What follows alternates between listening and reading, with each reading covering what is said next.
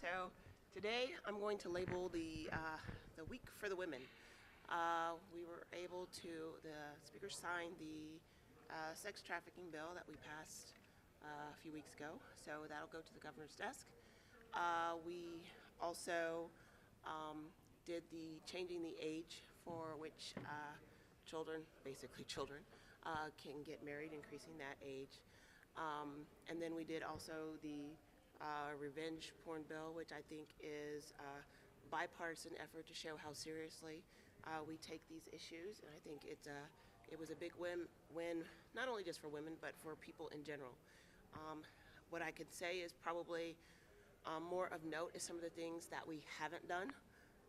The CDC announced that from July 16 to July of 2017, overdoses have increased in Missouri by 14.7%.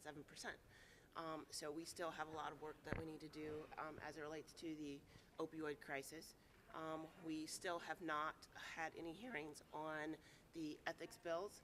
So while we spent a lot of time on consent bills this week, we still have some serious issues that we need to deal with. We still haven't heard anything as it relates to transportation. So we will see, the budget committee will be doing markups shortly, and we will see where that goes. The speaker said he's not going to take any action against Representative Love. Do you have any reaction to that? You know, I would have liked to have seen something different. However, I think, interestingly enough, if you look back at the dog bill, I believe Representative Love voted against it. So hopefully all of this has had some impact on Representative Love, and at least he recognizes that your words have meaning, and at least will be more considerate when he says things. Have you spoken with him or had any conversations with him? None. You say dog bills, which? The police dog. Oh, police dog. Leader Beatty, Speaker Richardson said that he had a meeting with members of the Black Caucus this week about police accountability bills. He said that, paraphrasing here, but he said that he thinks they can find some common ground on some bills, but he didn't go specifics. If you could elaborate on that. And unrelated, what happened? I saw you in the back of the chamber with Representative Meredith and Leader Vescovo. They appeared to be having a heated discussion. I guess the previous question was called, what happened back there? Let's start with the speaker in the Black Caucus. I was not part of that meeting, but the speaker has been working to get some of these bills through and see if we can reach some common ground. My conversations with him has been, we can't keep kicking this can down the road, and if you really want to come up with solutions, we all need to be working together on this. This is not a Democrat-Republican issue. This is a people issue, and we need to deal with it. As it relates to what happened in the back, I think it's just another evidence of things that people are very much concerned about.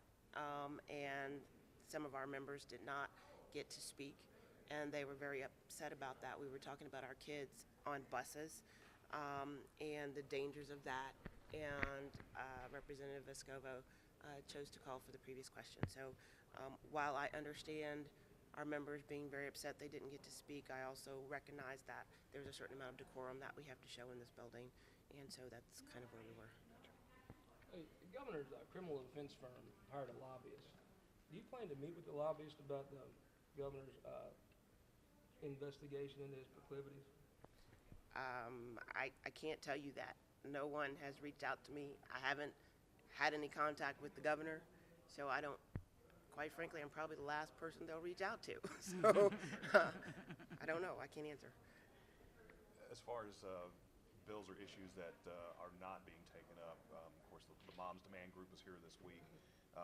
There's the House Bill 1936. I'm guessing that any bill that would promote gun safety, are we seeing any inkling from the Republicans that they might get behind any of those in light of what's happened? I believe if you look on the committee schedule for next week, there are actually several bills that are scheduled to be heard.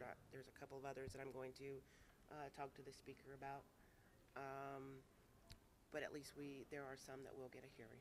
As the governor's taken the Republican Party in a different direction, do you feel Democrats now maybe most closely represent Missouri values? I've always felt the Democrats more closely represent Missouri values. We are concerned about quality education. You know, we've been pushing for ethics reform. We're looking for quality health care. Those are things that we've always stood for. Thank you. Okay, thanks. Thank you.